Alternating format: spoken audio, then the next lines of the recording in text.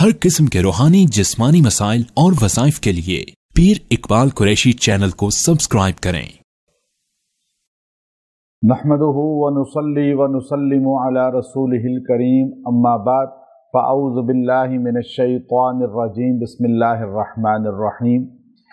गमों से और परेशानियों से बचने के लिए कुरान पाक की एक आयत करीमा अल्लाह रब्बुल इज़्ज़त ने इस उम्मत को अता फरमाई है, और जो अल्लाह की तरफ से बहुत बड़ा इनाम है। अगर आप परेशानियों में रहते हैं, अफकार गम आपको नहीं छोड़ते, और टेंशनें, लड़ाई झगड़े और आपस में कुदूरतें, घर में आपके जो है ना परेशानियों का माहौल है, दफ्तर में, दुकान पे, इसी तरह ज़िंदगी आपकी जो है बहुत ज़्यादा परेशानियों में उलझी हुई है, तो आप ये बहुत ही ख़ास आयत है कुरान पाक की, और इसकी तासीर, इसकी ताकत बहुत ज़्यादा है कि अल्लाह रब्बुल इज़्ज़त ने इसको अपने नबी सल्लल्लाहु अलैहि वसल्लम पे जहाँ नाजिल फरमाया, वहाँ इसमें पहले अल्लाह ने अपने नबी सल्लल्लाहु अलैहि वसल्लम को 2 अवार्ड भी दिए। वो अवार्ड ऐसे हैं कि जो किसी नबी को अल्लाह ने अता नहीं किए। अल्लाह के सिफ़ाती नाम हैं, अल्लाह ने अपने सिफ़ाती नामों में से 2 नाम अपने नबी अलैहिस्सलाम को अता फरमाए। हज़ूर अक़दस सल्लल्लाहु अलैहि वसल्लम फरमाते हैं कि मुझे अल्लाह ताला ने 2 अपने नाम अता फरमाए हैं, जो सिफ़त अल्लाह की है वो अल्लाह ने अपने नबी को अता फरमाई। एक बिलमुमिनीना रऊफ़ुर रहीम, रऊफ़ अल्लाह है, रहीम अल्लाह है। अल्लाह ने इस आयत के अंदर सूरह तौबा की सेकंड लास्ट जो आयत है, इसके अंदर अल्लाह रब्बुल इज़्ज़त ने बिलमुमिनीना रऊफ़ुर रहीम कहा कि मेरा नबी जो है मोमिनों पर अल्लाह की तरह, जैसे अल्लाह रब्बुल इज़्ज़त जो है, जैसे वालिद कहता है कि किसी अपने बड़े बेटे को कि तुम अपने छोटे बहन भाइयों पे ऐसे ही प्यार मोहब्बत करने वाले हो, शफ़क़त जैसे मैं हूँ, वो अल्लाह ताला एक समझाने के लिए बता रहा है कि जितना अल्लाह प्यार करता है तुमसे, उतना ही नबी तुमसे प्यार करता है। जितना अल्लाह तुम्हारे पे रहम करता है, उतना नबी भी तुम पे रहम करता है। इसलिए नबी अलैहिस्सलातु वस्सलाम ने फरमाया कि मैं अपने गुनाहगार उम्मतियों को अपनी कमली जो चादर है क़यामत के दिन उसमें ढांप लूँगा। और अल्लाह ताला जो है हर बंदे से प्यार मोहब्बत करते हैं, तो नबी अलैहिस्सलातु वस्सलाम जहाँ मोमिनों से, मुसलमानों से प्यार करते हैं, वहाँ काफरों से भी प्यार करते थे, और आप दर्द रखते थे, उनके लिए फ़िक्र रखते थे। तो इसलिए अल्लाह ताला ने जो है इसके आखिर में, ये तो इसमें सिफ़त बयान फरमाई, लेकिन अल्लाह ने अपने नबी को फरमाया कि मेरे नबी आप पे बहुत गम आए। अब आप देखिए, गम इतने हैं कि वो गम नबी अलैहिस्सलातु वस्सलाम पे जितने आए, इतने किसी नबी या किसी उम्मत पर नहीं आए। आप अलैहिस्सलातु वस्सलाम को हर किस्म का टार्चर किया गया, ज़हनी अज़ियत दी गई, आप पर पत्थर मारे गए, आप पे गंद फेंका गया, कांटे बिछाए गए, आपको इतना शाब अबी तालिब में मुक़य्यद कर दिया गया।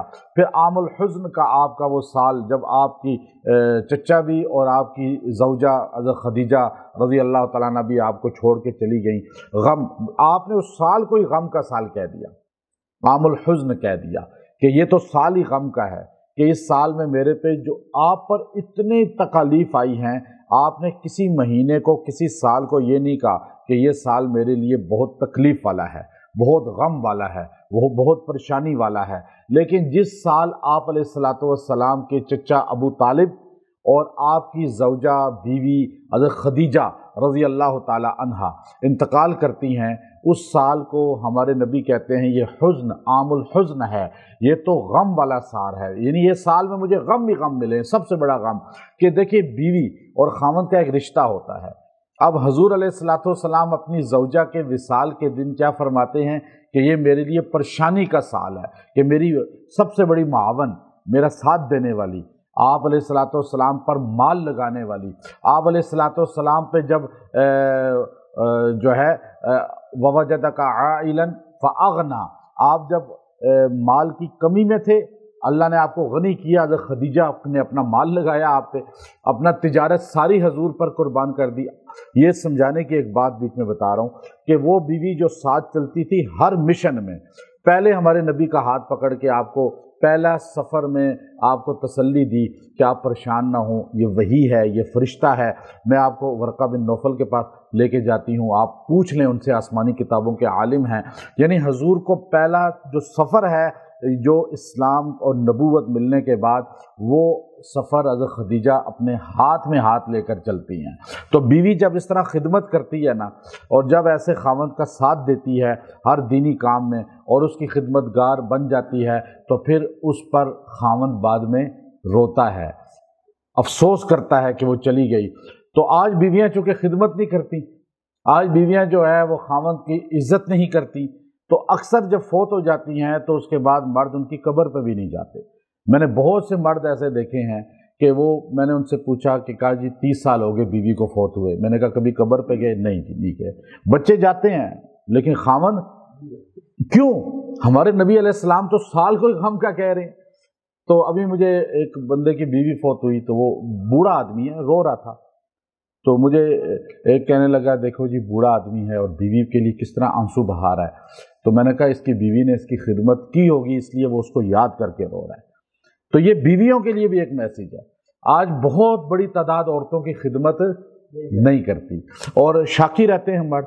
تو اس لیے ہمارے نبی کی اتنی خدمت کی انہوں نے کہ حضور نے فرمائی عام الحزن ہے، حضور پہ غموں کا پہاڑ ٹوٹا۔ حضور کی بیٹیوں کو کس طرح تکالیف ہوئیں، طلاق تک دے دی گئی، 2 بیٹیوں کو ایک مجلس میں طلاق ملی، اور ہمارے نبی کی ایک بیٹی فوت ہوئی آپ کے سامنے، زوجہ تو چلی گئی، اچھا آپ کا ایک بیٹا فوت ہوا آپ کے ہاتھوں میں، دوسرا بیٹا فوت ہوا، ایک بیٹی بڑی تھی ان کو اپنے ہاتھوں سے قبر میں اتارا، پھر دوسری بیٹی کو قبر میں اتارا، تیسری بیٹی کو قبر میں اترتے دیکھا، یعنی 3 بیٹیاں، 2 بیٹے، ایک بیوی، ایک چچا، پھر اس سے پہلے یہ سارے غم، پھر تکالیف کافروں کی، پھر پریشانیاں کافروں کی، پھر تبلیغ کے لیے، اسلام کے لیے جو ہے آپ کی محنت، مشقت، غم کافروں کی طرف سے۔ اب یہ سارے غموں کے بعد اللہ نے کیا فرمایا؟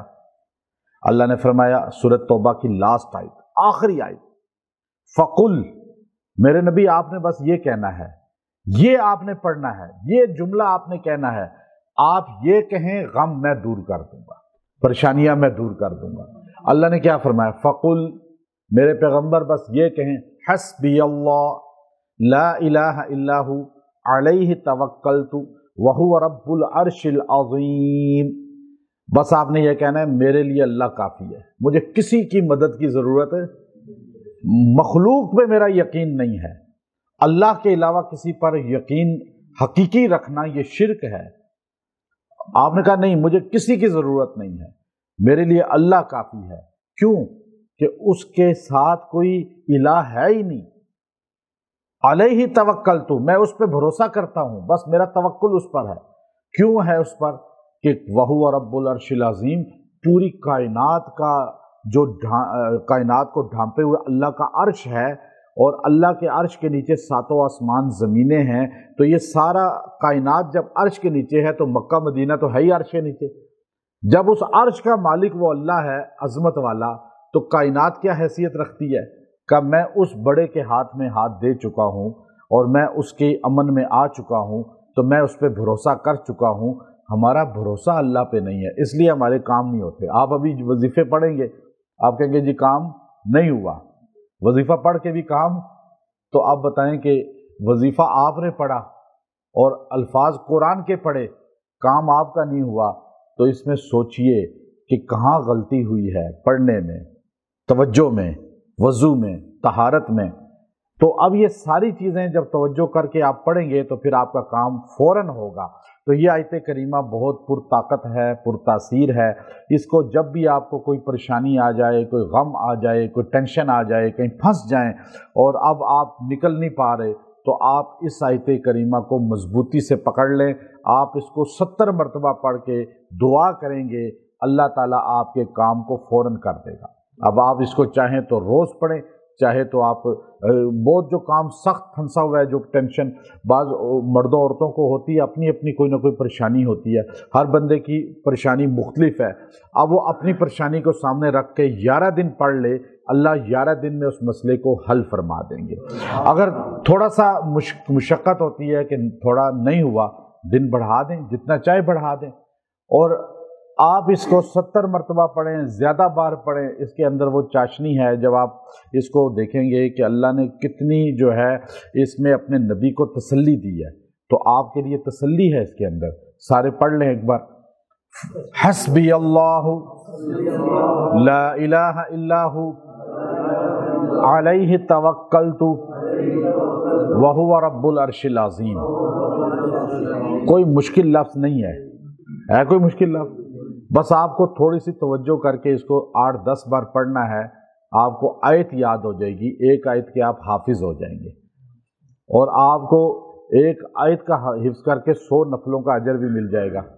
تو اب آپ جو ہے نا اس کو پڑھیں اور یاد کریں، بچوں کو یاد کریں. بچوں کو کیا کریں؟ جب بھی کوئی مشکل آئے زیادہ نہ بھی کہیں تو ایک جملہ کہتے ہیں حسبی اللہ، بس میرے لیے اللہ کافی ہے. جب مشکل آئے ایک جملہ اپنی زبان پہ رکھیں، ہمارے لیے کون کافی ہے؟ حسبی اللہ بس. اور کسی مخلوق سے مدد نہ مانگیں، کسی کا نعرہ نہ لگائیں. اللہ کے علاوہ کسی کو مدد کے لیے پکارنا یہ شرک ہے، یہ قرآن پاک کے احکامات کی خلاف ورزی ہے. وَأَنَّ الْمَسَاجِدَ لِلَّهِ فَلَا تَدْعُوا مَعَ اللَّهِ أَحَدًا. کہتے ہیں نہیں جی قرآن میں کہا لکھا ہوا ہے؟ تو یہ سورہ جن کی آیت کیا ہے؟ مسجدیں اللہ کے لیے ہیں، ان مساجد میں اللہ کے غیر کو مت پکارو. اللہ کا غیر سارے ہیں اللہ کو چھوڑ کر. تو اس لیے یہ آیت آپ جب مضبوطی سے پڑھیں گے آپ کو کبھی جو ہے مخلوق کا ہاتھ پکڑنے کی پھر ضرورت نہیں پڑے گی. اللہ مدد فرمائے گا. حضور پر جب غموں کے پہاڑ ٹوٹ گئے اس کے بعد اللہ نے یہ جملہ کہا حسبی اللہ. وہاں تو آرڈر تھا اللہ کے رسول کو نا فقل، بس اب آپ نے یہ کہنا ہے. میں نے آپ کو ایوارڈ دیا ہے لقد جاءکم رسول من انفسکم عزیز علیہ بالمؤمنین رؤوف الرحیم. آپ رؤوف بھی ہیں رحیم بھی ہیں، میرے 2 نام آپ کو دے دیے. بس اب ایک کام کریں، اب آپ کو ایوارڈ مل گیا ہے تو آپ اللہ کے برابر نہیں ہو گئے. اللہ نے آگے خود کہہ دیا یہ شان آپ کو ملی ہے، لیکن آپ ہیں میرے بندے، میری مخلوق، میرے نبی. تو اس لیے اب آپ نے یہ کہنا ہے آپ کو اتنی بڑی شان ملی ہے کہ اللہ کے بعد مقام آپ کا ہے، لیکن آپ نے کہنا ہے حسبی اللہ. تو آج بندہ پکارتا ہے ادھر ادھر کس کس کو جا کر. تو جب نبی کو اللہ یہ کہہ رہا ہے تو نبی کا جتنے امتی ہیں وہ بھی کس کو پکاریں گے؟ اللہ کو. حسبی اللہ حسبی اللہ. اللہ تعالیٰ عمل کی توفیق دے. وآخر دعوانا ان الحمد للہ رب العالمین.